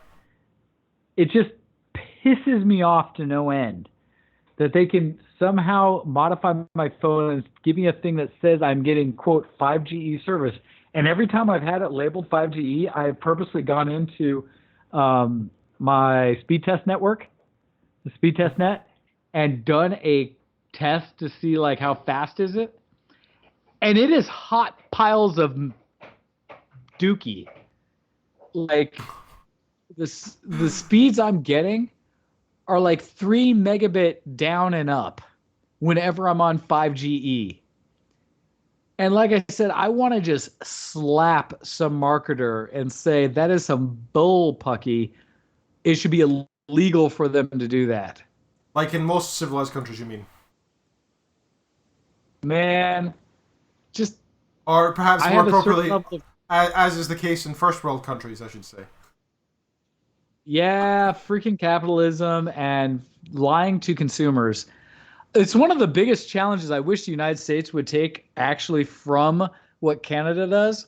Because Canada is pretty damn solid about saying that nobody is allowed to lie, on television. That they have to have honest news reporting and that strange commercials and idea. things have to be on. Right? Madness. That's why Fox News isn't allowed here. Yeah, that's why Fox News isn't allowed in Canada, because it is openly an entertainment service and not a news network. But the idea that they have truth in advertising as one of their bylaws for anyone that puts anything out there. Damn it, US, please adopt certain things. It should be absolutely legal for a company to be able to lie to its consumer to be able to push a product. It's one thing to have good advertising and say, check out what we do honestly. But when they provide some level of marketing spin to make service sound better than it really is, It's not a lie. It's a misnomer. that crap should be illegal. And I just feel like I should be able to sue the company to say, take this off my phone. You're full of shit. Oh, you're absolutely welcome to. You're absolutely welcome to sue them. The problem is that they have lawyers that are better because they have more money, and that's how you know if you're legally in the right. If you're objectively right in the law is based on how much money you have. Because capitalism works perfectly. That's sensible. There are comments about that, about how anyone who's in the right who gets sued, but then has to work with either a public defendant or you have to then go invest more money for a lawyer, where criminals will get will get defenders who join them because the potential payout, they will say, you don't pay me anything, I'll just get paid on what we make from the payout. Versus someone who's defending themselves saying, I didn't do anything wrong, so there's not going to be a payout, is so unequal and inappropriate. Yep. Grr. Yep. I think the law is like, I don't think lawyer. Okay. I think if you go into law to become a lawyer that makes lots of money, that's in itself kind of a concerning thing. You should really be going into law to do, good for the world, actually protect the innocent from to enhance justice. Yeah, right. Like what a mad idea that is. It should not be a capital like medicine. So weird. Law like medicine should not be a capitalist endeavor. Yep. Oh no, I would support that wholly. I am so against the idea that pharmaceuticals in the United States are able to market to people and say, ask your doctor about this drug that we want you to be addicted to the rest of your life. Yep. I just think it's All insane. just, counter. It's so bad. It is. It's So absolutely bad. mad. It's absolutely mad. Never mind the fact that, don't get started on the drugs that are allowed in the US in terms of painkillers allowed that are either over the counter, or the fact that doctors are paid off by medicinal companies, pharmaceutical companies, to push certain drugs to help you get addicted. It's freaking madness. You will not get that in the UK because doctors don't make money off of these pharmaceutical companies. They just get paid by their clients, weirdly enough, to heal them. I am jealous of every other country that doesn't allow pharmaceuticals to dictate the lies they're allowed to tell people.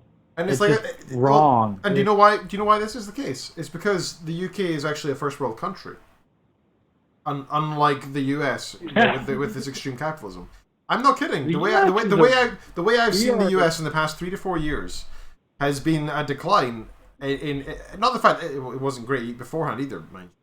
But it's been a decline even further to the point that I don't feel right saying it's a first world country. I genuinely don't. So it's funny, right? Because one of the things I've struggled with forever now is what is a second world country? Canada. Because we always talk about first world and third world as like the next major break. And it's hard, or I almost never hear. So it's quite interesting, response actually. specific- I googled it to make sure because I have looked this up before. But a second world country is any country that used to be a socialist state with the Soviet Union. So it was used a lot in the Cold War, but it refers to industrial socialist states that were under the influence of the Soviet Union, but are no longer. Right. So Interesting. So actually, the First World, Second World, Third World thing is kind of morphed over the years because originally First World, Second World, Third World is to do with the eras during the Cold War era, the three different types of world. First World is people who are anti, those guys. Second World was the enemy in the Cold War, so Russia and stuff, and also some Eastern African countries from the looks of it. And Third World countries were most of Africa, South America, just those who are neutral and not involved. That's what it used to be. But now, Third World means those countries that were just not involved originally that are also very poor. And then it just became those who are just poor, right? I don't think there's an official. Let me see what the official definition is now for Third World. Yeah. So during the Cold War, the term Third World referred to developing countries of Asia, Africa, and Latin America, the nations not aligned with either the First World or the Second World. This usage has become relatively rare due to the end of the Cold War. In the decade following the fall of the Soviet Union and the end of the Cold War in 1991, the term Third World was used interchangeably with developing countries, but the concept has become outdated as it no longer represents the current political or economic state of the world. So it's actually just an inherited term which now just means developing countries. But Second World doesn't really make sense anymore because it was to do with the fall of the USSR. And is fairly irrelevant now since the USSR doesn't exist. Okay. So now First World means rich, Third World means developing and trying to get rich, right? But yeah, so I would also say it's something to do with legal side of things and human rights, because I would say Third World human rights generally have very corrupt politicians and the likes. Or poor healthcare, or you only care for a certain sect, race, or class of your citizens. In other words, that's why I would say the US is not a first world country. Oh, I would be comfortable describing the US as a second world country in today's day and age based on a lot of the nonsense that we perpetuate out there. Because we are not controlled by the people for the people. We have a lot of just other nonsense involved in the way politics and laws and things happen here, and especially under our current administration, things are just a hot mess across the board. And I try my darndest not to on the show get into the political side of things, but let's not go too deep down that side of things. We're not trying to target the administration. So many times I want to just look at people and say, are you doing this just because you're trying to be on a team and therefore rah for someone you there's a lot of tribal aspects, right? It's very much us and them, and I really hate that. Did you ever see that SMBC comic? I was going to try and link it. I'll try and find it after this. But it's basically somebody said, "Oh my God, did you really vote for Glargon the Destroyer?" And they said, I don't like all of his policies, but overall I think he's going in the right direction. And they said, but he blacked out the skies and tries to destroy all life.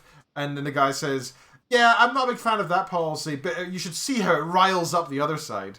And I thought that was just so perfect, right? That's just so on the dot. Well, my challenge, because I keep wanting to throw out to the world, and this is political but not, as to what do you qualify, classify, or whatever side you choose as? What opinion makes someone a conservative or a liberal, a Green Party or a whatever, right?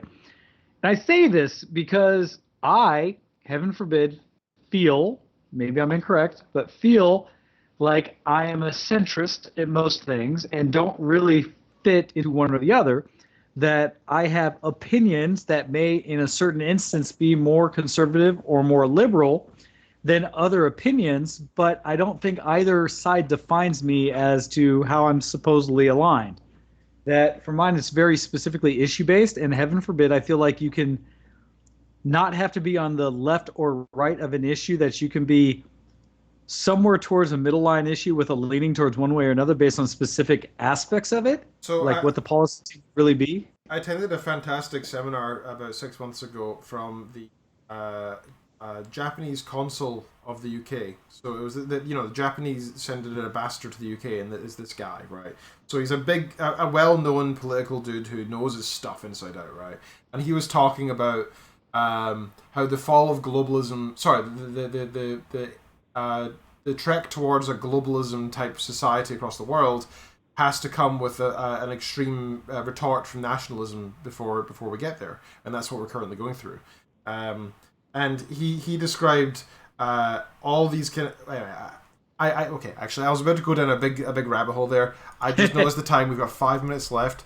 We just got an email from Saint Uther, and I would like to very much like to read that out. Good. So, yes, absolutely. Some late, last-minute geek cred. Indeed.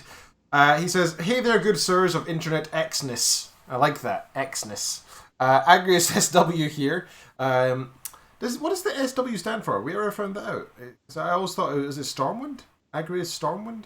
Agrius SW. I forget what the SW is for. Just remember it's been there since Silver the beginning. Wings. Silver Wings. This is a server, of course. Silver Wings? Based That on makes his... sense. Oh, yeah. That makes sense. There you go. On Moonguard. Yes. Of course. Guild, of course, no server. Moonguard's the server. Okay, so he says, "Hey there, good sirs of Internet Xness. Agrius SW here with some geek cred. Ambrosia and I went on an adventure yesterday and check out a local Japan festival. There was lots of food booths and some shops. Ambrosia enjoyed some okonomiyaki, and I got some funnel cake with strawberry ice cream and strawberry lemonade. She tried, I like how you spell aid, AIDE, as if there's a lemon helping you out. And she tried an orange passion fruit drink that was mighty tasty. We had a really fun time, and near the end of our time, there was a little something for Ambrosia to wear the next time we go on the festival like this again. Shout out to my wonderful fiance. Yay. P.S. On Friday the 7th of June, I'll be celebrating my 1 year stream anniversary on Twitch, and we'll be planning a 12-hour stream. Mark your calendars, and I hope you can join me. Cool. It's twitch.tv/Saint Uther. Be sure to check him out there. And before we go any further into the signature, of course, I'm going to share the pictures that he has. There's 10 images here. Wayne, if you're watching the Twitch chat, you'll be able to see this as well. If not, I'm sorry. Oh, I'm looking at the email, so yes, I see him. Okay, cool. So we got an image of a super anime car. I don't have much to say about that, other than it's very anime.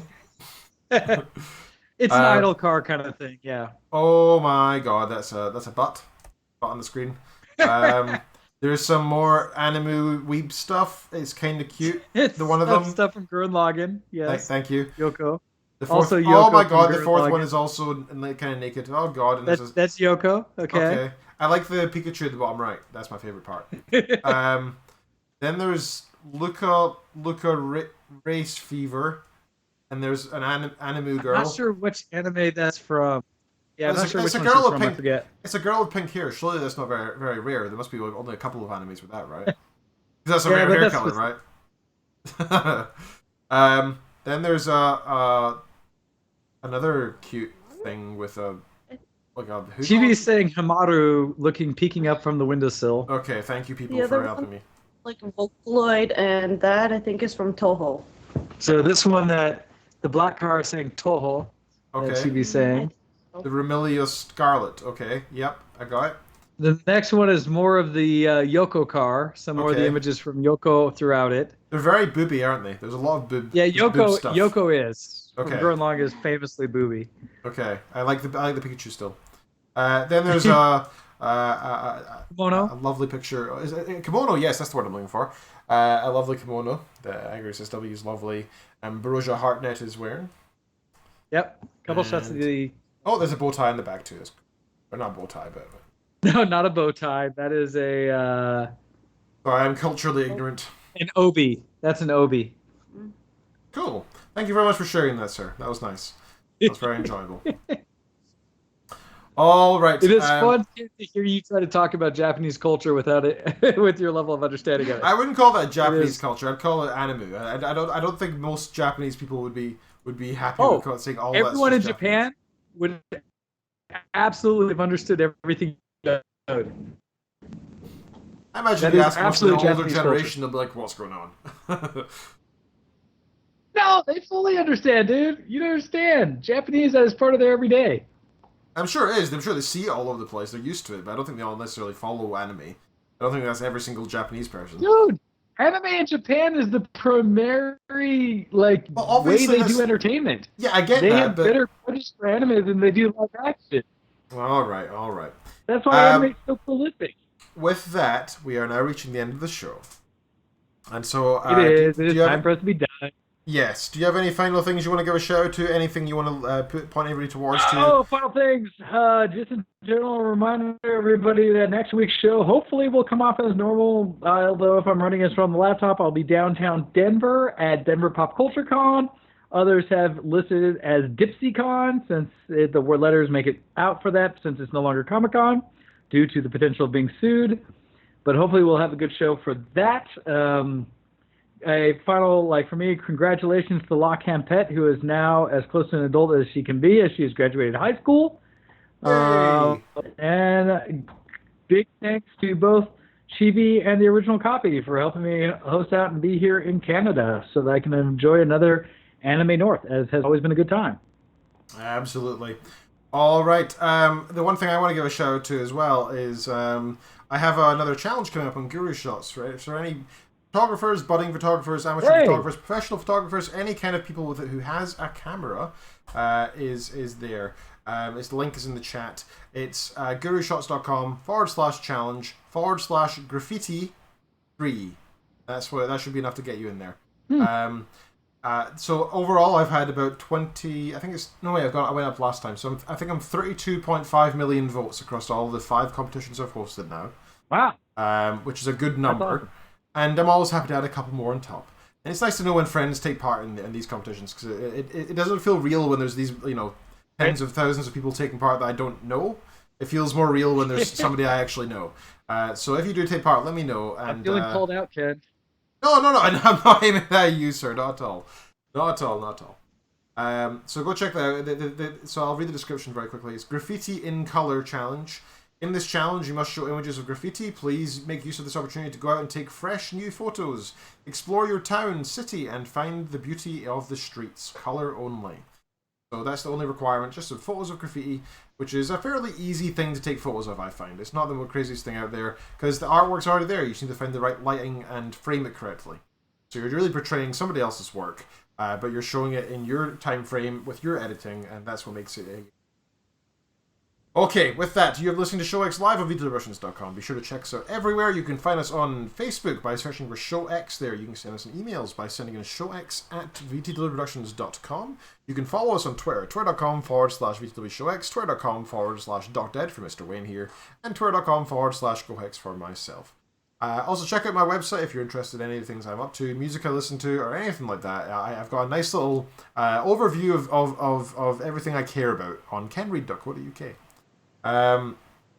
Check out the Guru Shots competition I was speaking about, and also support us on Patreon if you can. Minimum of $1 a month, which is $12 a year, which is approximately 3 Starbucks large coffees. So that's not a crazy amount if you think of it that way. You won't even notice the difference. It's just the spare change you can find on the street. And that helps us keep the show afloat with server costs, with website hosting, with software, with hardware. All this stuff is expensive, and we appreciate all the efforts that go towards keeping our show afloat from you guys, whether it's sharing us online and sharing our shows around the place, which we also very much appreciate, or whether it's financially supporting as well. With that, thank you for listening and thank you for being here with us. I will be in the Discord to take part in chat in about 10-15 minutes. I'm going to take a short break to relax, let the doges go do their thing and give them some attention, which is they're in dire need of. I hope you have the best time the rest of your time in Anime North, sir. I'm sure you will. And make sure that you enjoy yourself and don't spend the whole weekend looking after people as you often like to do. I will do my best to have a good time, and Miss Copy says to make sure to check out the Discord as she's posted a picture of her Kaisa cosplay in there for everyone to check out. So with that, we will sign off on this end, and thank you guys for listening, and thank you, Ken, for hosting. No problem. We'll catch you again next week.